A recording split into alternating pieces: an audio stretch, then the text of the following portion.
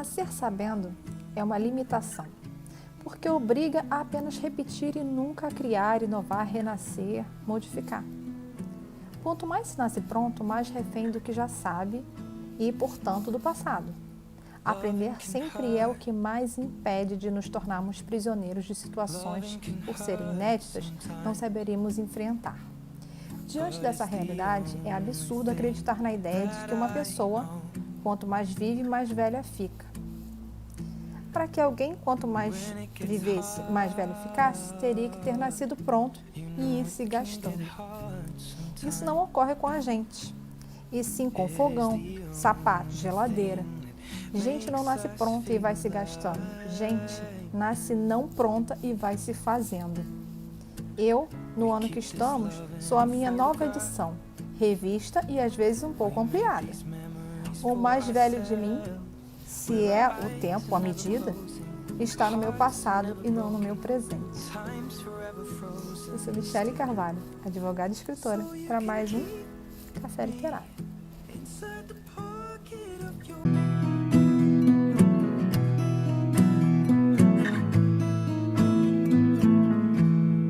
Loving can hurt.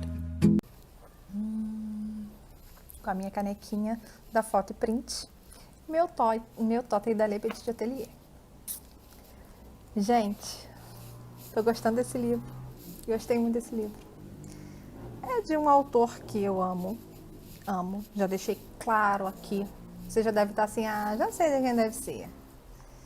Mário Sérgio Cortella. Ele é fofo, eu adoro as elucidações dele. E esse livro é Não Nascemos Prontos, Provocações Filosóficas. Olha, esse livro aqui me fez pensar muita coisa. Eu tenho uma parte aqui que fala, né, sobre Guimarães Rosa, que ele diz que um animal satisfeito dorme. A gente geralmente fala assim, o neném quando está satisfeito, ele dorme com a maravilha, tá limpinho, comeu, tá tudo bem, ele está satisfeito, ele dorme. Então a gente pensa isso com a gente também, né? Quando a gente está satisfeito, a gente fica como? A gente fica acomodado. E se a gente nascesse pronto, né, a gente nunca ia evoluir nada, porque a gente não ia passar por nada de diferente. Então a gente ia viver só de brisa, né? Vamos viver de brisa, sol, mar e alguém para amar e tudo certo.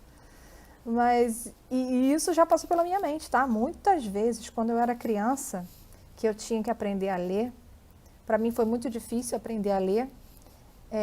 Foi algo complicado para mim, porque eu tinha que decorar as letras e saber a junção delas. Isso para mim era a coisa mais difícil do mundo. E eu batia o pé e ficava emburrada e falava que eu queria nascer sabendo. Essa era a minha frase, eu queria nascer sabendo para não ter que ficar passando por isso. E aí depois eu fui entender que a minha cabeça, né, ia por outros âmbitos, né? Cada um é um.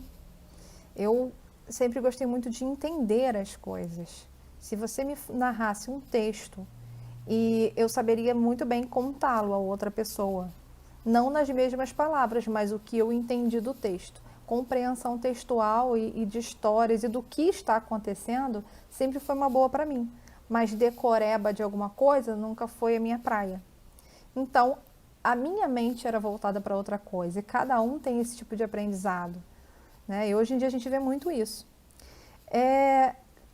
Então, a gente vê que essas transformações, e tanto é que você vê que na época em que eu era criança não era tão tido como racional, a criança que só queria pensar. A gente tinha que decorar, né? Tinha que decorar um monte de coisa. Mas hoje as crianças têm que ter a compreensão do mundo, têm que ter a compreensão do que está acontecendo, eles têm que saber falar com as próprias palavras. Ainda tinha assim, algumas questões da minha época que falavam assim, diga com as suas próprias palavras. E ali muitos amigos meus não conseguiam, porque eles sabiam só a parte da decoreba. Eles não sabiam dizer com as próprias palavras. Então, essas evoluções, né, que hoje em dia as pessoas têm que falar com as próprias palavras, essas evoluções que vão formando a gente, vão nos fazendo evoluir. E por isso que nós não nascemos prontos.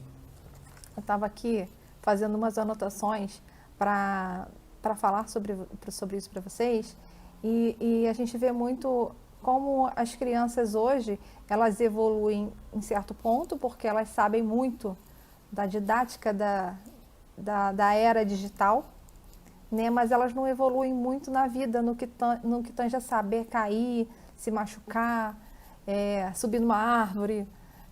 Tudo bem que eu não sei subir em árvore, não, gente. Nunca consegui, não é muito minha... Nunca fui menina de escalada. Mas as coisas normais que a vida nos apresenta, sabe? Ver o mundo lá fora, saber o que acontece com uma árvore quando a folha cai. A criança não está muito preparada para ver esse mundo diferente, os bichinhos de verdade, não os virtuais. E vejo também os adolescentes, né, nesse âmbito também. Os adolescentes, eles parecem que estão vivendo num grande tédio, né? Os dias que simplesmente estão passando e eles não estão vivendo, né? Eles não estão se aprimorando, não estão crescendo no que tange a isso, ou virando uma grande geração mimimi, de que tudo não está legal, de que tudo não está legal, ai que tédio. E vejo muitos adolescentes postando isso, que tédio, tédio. Ou seja, eles não estão se incluindo na sociedade para viver as dinâmicas, para evoluírem e se aprimorarem. Claro que tem muitos que estão enganjados em coisas e que eu acho ótimo isso, sabe? Queria ter mais esse contato, né, de estar com eles para esse tipo de engajamento. Mas eu vejo uma grande maioria que ainda não tá vivendo isso, não estão se aprimorando.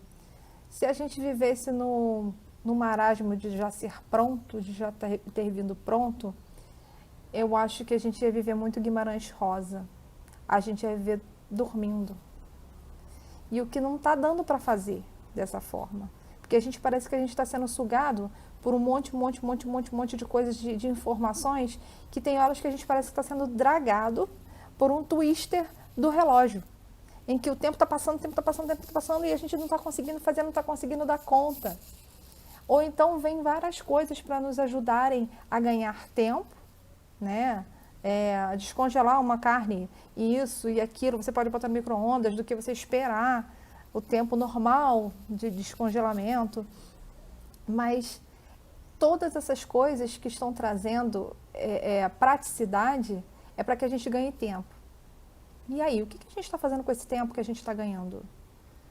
Está utilizando para quê? Para correr ainda mais ou para utilizar para o que realmente importa? E para se aprimorar? Não estou falando só aprimorar de estudar, não. A gente tem que se aprimorar vivendo. E os conflitos estão aí para isso. A gente está aí para entrar em conflito, desfazer conflito, crescer com isso e se aprimorar cada vez mais. E isso tudo eu vi nesse livro. Provocações filosóficas, olha, por que a gente está assim? Isso que eu sempre falo para vocês aqui, olha, mas o que você acha disso? Você vive isso? Como que você está sendo nessa vida aí? Você está sendo um animal que dorme? Uma pessoa que dorme porque está satisfeita? Ou você está sendo a pessoa que se aprimora? Que está correndo atrás? Ou que está utilizando o tempo para estar melhor com o que te cerca? Isso é importante pensar. Vamos nos provocar filosoficamente e botar assim uma meta de o que a gente vai fazer quanto a isso?